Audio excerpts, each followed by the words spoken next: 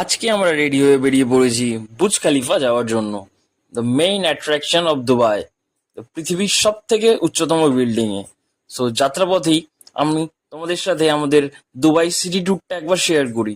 তো যেতে যেতেই আমার দেখা হয়ে গেল দ্য দুবাইয়ের ফিউচার মিউজিয়ামটা।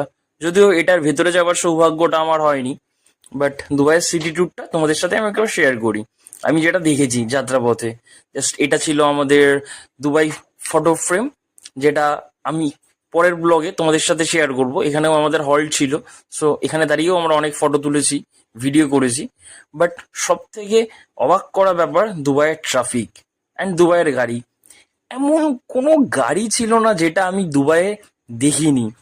ভাই, টেসলাকে ওরা ক্যাব বানিয়ে রেখে দিয়েছে। ভাবা যায় কতটা রিচ কান্ট্রি হলে এমন করতে পারে।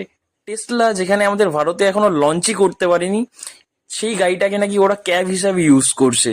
এছাড়া মার্সিডিজ, অডি, ল্যাম্বরগিনি কি ছিল না রাস্তায়, ভরে ভরে রয়েছে সমস্ত গাড়ি।